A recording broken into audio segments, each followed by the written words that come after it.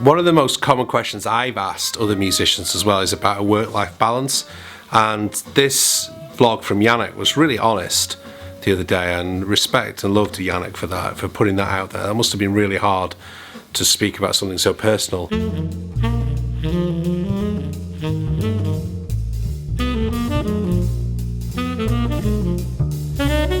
But one of the things I'm working with at the moment, yes, is work-life balance, but I have so many different elements of my work.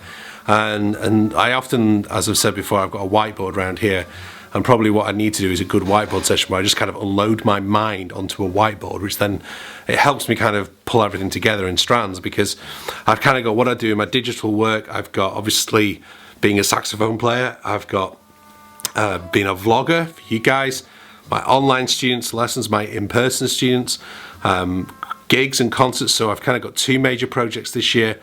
One is the Jazz Vespers, which I'd like to tour. The other is the Kind of Blue project. There's another project coming out of that Kind of Blue idea, and I've got some more material that we recorded on the Jazz Vespers session that I'd like to release this year as an EP. I've then been asked, as I was told you in a few vlogs ago, by Saffron Hall. Now, what I couldn't really tell you what I've been asked to do then. They've actually asked me to programme the next 6 months of jazz concerts for them. So I'm meeting the guys from Sirius in London on Monday to try and use some of their acts, plus myself and a few of the people I know, in order to put together a programme at Saffron Hall for their jazz concert, which is amazing. It's an amazing opportunity. And then I've got it's just kind of crazy. So one of the things I have to kind of balance out. One of the things I used to do on my iPad Pro was just draw. I wonder if I can do this on the screen in the edit, I don't know. Well, basically, the famous thing I heard about Jobs, Steve Jobs that is, where he basically said for Apple they just needed 4 squares. Now I kind of need more than 4 squares, but what I try and do is just unload the 4 areas of my work that I need to kind of think of separately and get through.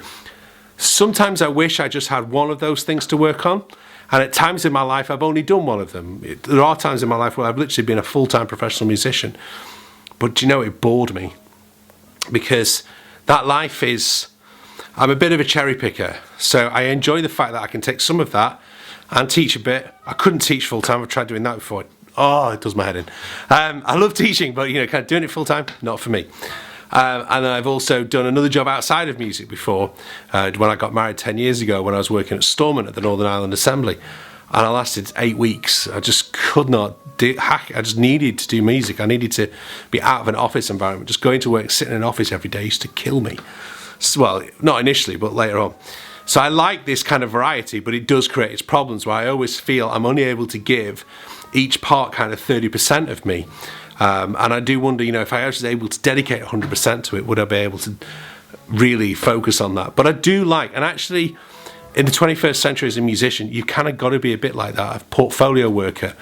Victor Goines, who plays lead tenor in the Lincoln Center Orchestra, talked to me about that. He said, you've got to be able to be like a stockbroker with lots of different portfolios and be able to do lots of different things. So either be a great clarinet player or have something else, like I have with digital, where people could call you and ask you about that, or be a teacher, or be this. And the wider your portfolio, the more eggs you have in your basket, as it were, the greater chance you've got of kind of earning a living and being able to survive in what is a very difficult environment. One of the things you don't get when you listen to my music on iTunes or Spotify or whatever is a signed copy of the CD, which is what I'm doing for someone who's a couple of orders that came through after that radio interview, the other vlog.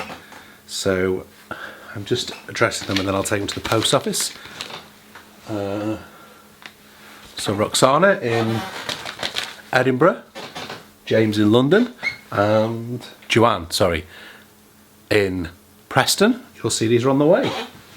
I'm just signing them now.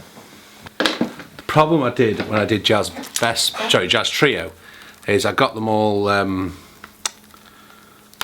wrapped, cellophane, so they look properly, but the problem is you've got to rip the cellophane off in order to sign them. So that was I didn't bother with that on Jazz Vespers. It makes them look better, but I'm then faced with having to cut the things open before people get them. So, and I'm always frightened of scoring the CD case if I use the Stanley knife too. Why are you being like that? Is that because of Donald Trump? No. Do you not like Donald Trump? Amy, let him play with you. because it's not real hair, that's why. And he looks orange. He's more orange than his wife.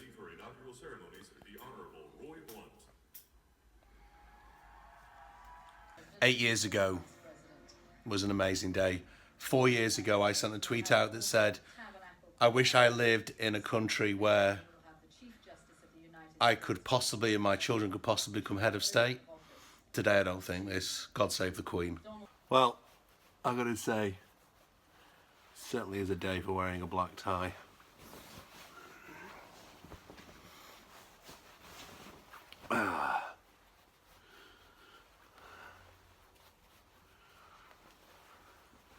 Now, if I can just find some sellotape for the back of it.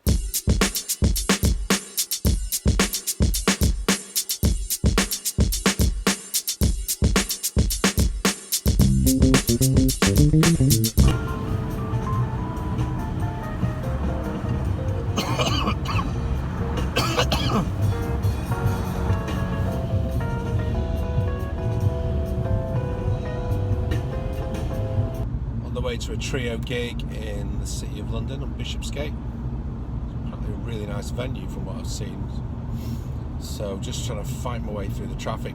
It's like 7:30 on a Friday evening and still traffic in and around London is just mental.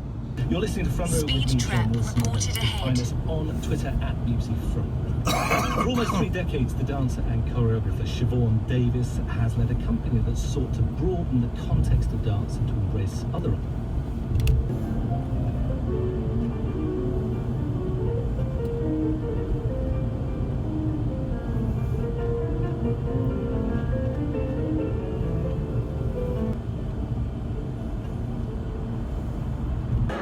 Nobody's daft enough to jump over.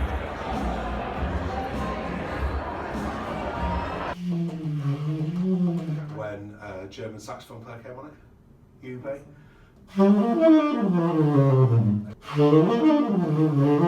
I'm just finishing the edit for the vlog and I'm realising I haven't really answered the work-life balance question in the way I wanted to. I suppose my final answer very quickly at the end of the vlog, and thank you for watching all the way through to the end, is we don't find time, we have to make it.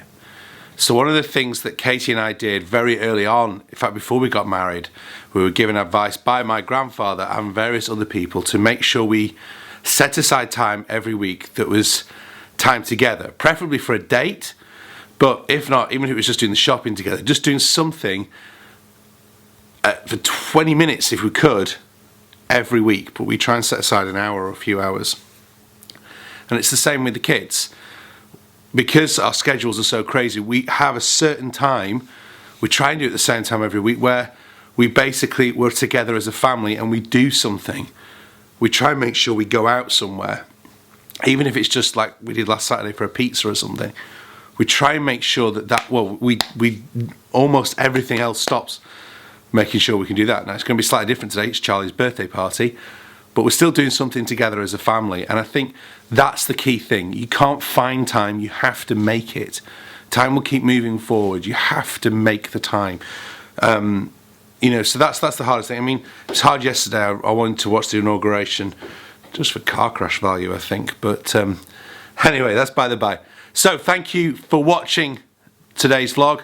If it's your first time watching the vlog, welcome. If you haven't subscribed yet, please do. Click the saxophone below. If you are already a subscriber, thank you so much for watching. I really appreciate it. I really enjoy making these vlogs, and it's great to hear that you guys enjoy watching them. And don't forget, if you've not seen yesterday's vlog, it's just over there.